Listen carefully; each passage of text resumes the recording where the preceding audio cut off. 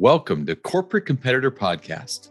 The premise of this show is to learn how sports shaped today's business icons. I've sat down with some incredible executives. Bank of America CEO Brian Moynihan, who played rugby at Brown. Delta Airlines CEO Ed Bastian, who played baseball. And Condoleezza Rice, who was the first woman invited to join the Augusta National Golf Course, home of the Masters. But today, in honor of the Chicago Cubs opening day, I wanted to throw it back to one of the first episodes we recorded with two-time World Series champion and manager of the Chicago Cubs, David Ross. Enjoy this rewind of Corporate Competitor Podcast. When you're constantly looking at yourself and how you're going to benefit from things, you don't look at the big picture and what's best for the group. David spent most of his 15-year career in the major leagues as a backup catcher. But when he learned how to become a great teammate, his career doubled in length and he had the opportunity to win 2 World Series championships. We wrote a New York Times bestselling book together that teaches each of us how to develop as a better teammate and to create environments that recognize and celebrate those people who can become invaluable without ever being most valuable. I teach the lessons learned while working with David to corporate audiences, athletic teams, and was recently asked by the captain of one of America's most powerful nuclear submarines, the USS Florida, to speak with his leadership about what it would take to become a great shipmate. After the speech, the most incredible thing happened. The chief and crew made their own version of the list that David had created and titled it, What Makes a Great Shipmate? They used the same characteristics as David did, then customized the definition of each trait to be specific to their submarine and their experience. David Ross was so honored that they were applying his lessons while protecting our country that he came to my studio to record a thank you message and to expand on the lessons for the captain and crew. Listen in. This is going to be a tough play. The Cubs win the World Series. Brian makes the play. It's over. And the Cubs have finally won in 10. The number one lesson was the importance of humility. The willingness to not think less of yourself, just think of yourself less often. Yeah, a lot of these things that we'll find or will kind of come back around, they all kind of relate to each other, like accountability and unselfishness. But for me, being humble and how I was raised is kind of where my connection with others, just being able to be the person that doesn't have to be the leader and is okay with just taking a step back and listening to others and their point of view. And the more we're able to listen, I think we can understand where the other person's coming from. It may not change our views, but it helps us understand. And being humble lets people in. It draws people to you. And the person that always has to be first in line and leading the group. There are those people, but leadership can come from just being the guy that listens to others. And a lot of people have problems, and not everybody's going to see things the same way. So it goes a lot along with unselfishness, being able to give yourself to others unconditionally and be genuine in that moment. On the flip side, selfishness is the root of evil. Yeah. I've heard you say this line, including with the Alabama football team when we were there not long ago. I mean, it was just frighteningly biblical at the same time. It was. I think I may have heard it in church. Maybe one of those things where I pull it from. But when you're constantly looking at yourself and how you're going to benefit from things, don't look at the big picture and what's best for the group. I know that sounds easy, but some of us, we're just selfish to the core. I think as human beings, it's naturally to look for what benefits us first. And when you can take that and kind of get rid of that as best you can and look for what's best for the group, it just comes along with winning. I've been a part of some winning teams and some special moments, and it creates a brotherhood and a love that you go throughout a season as far as baseball is concerned that allows you to have a connection with somebody that is stronger than just a friendship. It's that, kind of brotherly thing when you're on a team, because when you're selfish, you just see it over and over again. As much as we play 162 games plus playoffs in baseball, a lot of the bad qualities can come out in the human being. So when you see unselfishness and you're being able to be humble, you're going to be able to connect and be a part of something special when you're in those big groups, especially. If you are predisposed, you call it human nature, to think first of self, how do you gain humility short of being humbled? You know, whether we're getting talking to or a stern lesson that's being given to us, naturally we want to put up our dukes and defend ourselves. Taking that unselfishness, that humility of being able to listen and really self-absorb, analyze yourself first, look at how you affected situations first is the key for me. I always try to look at when things are going wrong, especially like, what have I done? How am I contributing to the problem? Because when we can look at ourselves first and fix us, then we're able to get outside of ourselves and maybe help the others. In the book, you mentioned a story about when you were in Boston. A high-priced addition comes to the roster, big name, blah, blah, blah. But they're not quite playing the game the same way that you all had been all season long. And that desire to put self and what they wanted out of an at-bat ahead of what the team needed in an at-bat didn't leave you as a memory. Yeah. Can you share that first and then talk about how does that affect team chemistry? 2013, we created a way that we came to work as a unit. We were going to try to defeat that pitcher with every weapon we possibly had, and it was a group effort. Everybody had bought into what we were doing, grinding at bats, seeing pitches, having a plan against that pitcher that day or that team. In the World Series, we was a very tight-knit group. A lot had gone on with the bombing in 13. We became really close. In 14, we got some free agents, which always happens, and it's going to happen on a ship or a submarine, and things are going to change. But when you create a culture that other people will come into and they must buy in, that's what you want to create. And we had a guy that, unfortunately, with the resume he had and the money he was making, he felt like he didn't have to buy in. So it creates this problem where as soon as this well-oiled machine is working and we're grinding at bats and grinding bats to get that spot in his lineup, it's a rollover double play first pitch, that messes up the whole system. Now everybody's going, wait a minute, why is he not bought in? Well, if he's not bought in, why do I have to buy in? And now everybody, then the selfishness starts to grow. We got one bad apple, that one bad seed can poison the whole group just from their actions and their selfishness. So yeah, it was a big thing that stood out, and we ended up going back to last place in 2014 because of just that chemistry. It doesn't form well because when there's that one selfish person in the at-bat trying to get theirs and trying to get their money or trying to get whatever your motives are, it's going to be poison. I tell people all the time, it doesn't matter whether you're the star on the team or the 25th guy. If you're part of winning, everybody wants winners. Everybody wants great teammates. Everybody wants those people that have been a part of success around, because not everybody has had success, and success is hard to obtain. Mm-hmm. The second of the characteristics that you had identified as you were thinking through great teammates was the willingness to be fully engaged, that even if you were in a role where you weren't being asked to play, you were still engaged in the moment. That if somebody needed you, it wasn't like you were coming in from a fog. One of my pet peeves on the bench are the people that check out and go in the locker room and grab a snack or get them, the pitchers are doing their work, or get a massage. How can you be a part of a group? In 2016 with the Cubs, we won the World Series.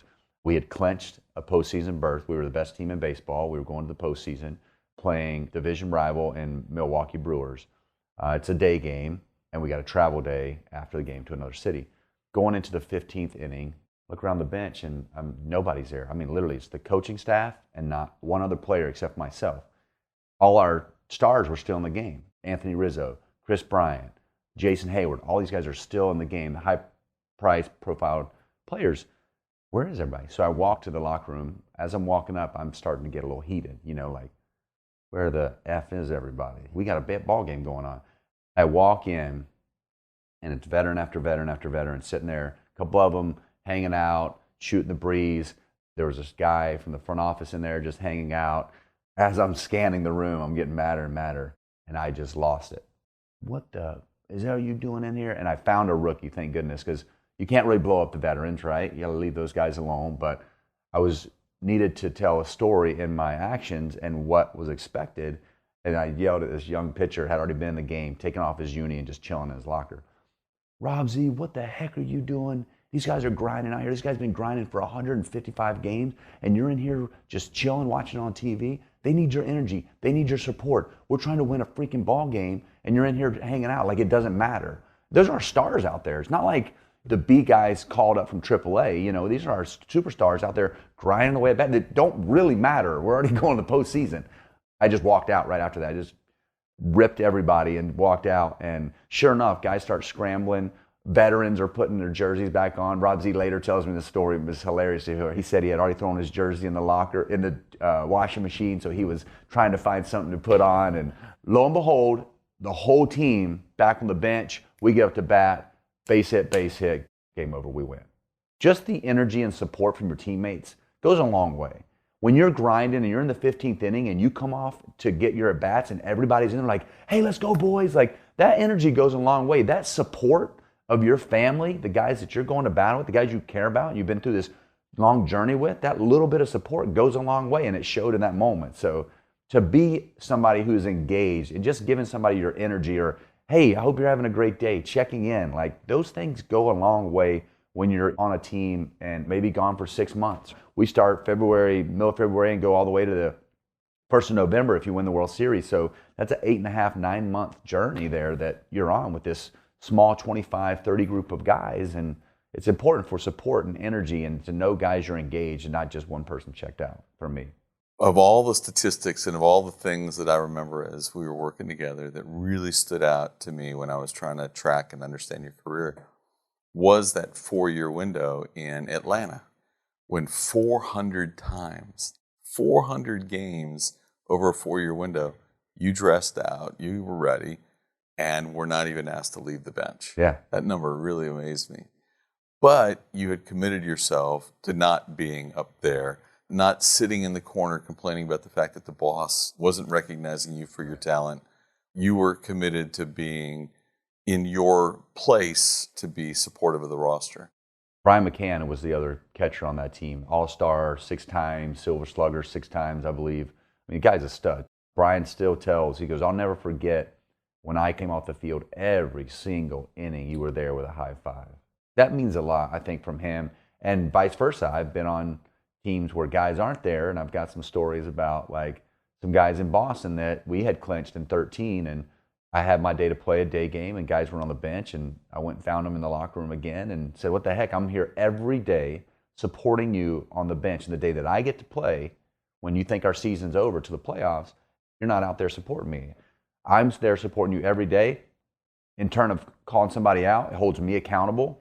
You start calling people out and you start creating these expectations. Now it's back on me too. Like, it's going to get me back in that dugout every single time when I want to go up there and grab a, there's this cheese machine in Atlanta. I love this warm nacho cheese machine I wanted to go get. But sometimes you got to pick that moment up there to go get a couple nachos, So, anyways. Although, you talked in Atlanta, you talked about Bobby Cox being as engaged as any leader you've ever seen, specifically around the need to be present and be engaged. Man, I tell you what, Bobby Cox is just a great man. I got a couple of great stories. I was facing Roy Halladay, and he was carving me up on the day game, and I think I was 0 for 4 with 4 strikeouts. I don't even know if I fouled a ball off. And after my last strikeout, I'm walking back, just feeling terrible about myself, dragging my bat back to the dugout, and Bobby passed me in the butt as I walked by him. He's like, he looks pretty nasty out there today, Rossi. Like, stood on me. Oh, yeah, maybe I'm not as bad as I thought. Maybe that guy's really good. So he had a way of, like, really just turning things to really not so negative. We tend to beat ourselves down in moments where we make mistakes or feel like we're failing. And baseball's such a game of failure that positivity goes a long way, especially from your leader. There's Bobby's little saying. He'd come in the food room every once in a while. He'd run into you. I hadn't played in, like, 5 days. And we'd run into him. Like, hey, Rossi, way to go. Way to go. And he'd just walk off like, what did I do? Well, the manager likes me, like, I'm in a good place with the manager. Another game, we're sitting on the bench, and we were getting our brains beat in. It was like 8-0 in the second. I mean, game's over.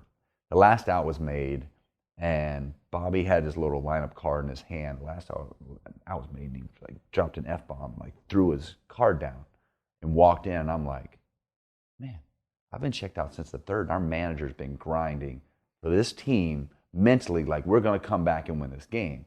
And it showed me his concentration level, his commitment to the group, where his head's at constantly, that he's still in this game waiting for any edge to take advantage of the mistake of the opponent. It stood out to me. This guy was grinding all the way to the end where I was checked out and punting on this game. We play at 162. I'm like, well, this one's over. We had a bad start, and you turn the page really fast. And he didn't, and it just stood out to me, his commitment to the group and not cashing it in early. Yeah. I love your point at the very beginning. All of these, in their own way, they all kind of do weave together, right? I mean, these aren't like 16 individual. Right. The truth is that each one finds its way to intertwine. Kind of piggyback on each other. Right. The next that we had was the need and the willingness to be encouraging of your teammates. The easiest thing to do in human beings in the workplace is find the negative. We're trying to make everybody perfect, and it's just not possible. Finding the positive in a negative situation sometimes can just be that simple of helping somebody get over their mistakes and learning from their mistakes. Of just like, I get where your head was at. This is what we did wrong, but look what may have come of it. Baseball, it's, there's such a long journey of a 6-month season that midway through or in May, somebody makes a mistake. Well, let's teach and learn from that. Let's find the positives in it and then find how we're going to be better from it. Best lessons I've learned are from the mistakes I've made and the failures I've had. So finding those moments and being encouraging in them, I think, stand out a little more to people because it's so easy to find the fault when we do wrong. And that's just natural. And baseball specifically, where it's a negative sport, it's always failure. 3 out of 10, you're Hall of Fame. Failing 7 times at the plate. Over and over again, you're going to strike out or ground out or pop up, and pitchers are going to get hit around. Things are going to happen. It's a hard game. And to find the positives to keep building on to try to win a championship were key in baseball for me. This does play right into the next one. If you've done this, you've been humble and you've stayed engaged and you've been encouraging, then they'll take the truth from you when the truth isn't always nice. If you walked in with just criticism all the time, if those other steps weren't really done, the ability to speak truth to others might seem more hollow. Yeah. First thing I want to go back to is humble. I changed a lot, played 8 for different teams. Like I was always trying to come in and reestablish myself and who I was, and you have to gain that trust. Until you gain that trust and lift guys up and know that it's just not about criticism, you can't really speak that truth without, I think naturally we were talking about putting up the dukes earlier, right? Coming in, establishing a friendship, getting to know somebody on a personal level, engaging each person. When I came into the locker room each day, I had just had a routine where I walked in, went to the trainer's room, said, hey, how we doing? PJ, the trainer, massage therapist, whoever's in there, how we doing? Went to the food room, went to the strength and conditioning room, then the locker room. Just made sure I touched everybody every single day. So just saying hello, I think, gives you a simple, how kind of body language am I getting back from this person?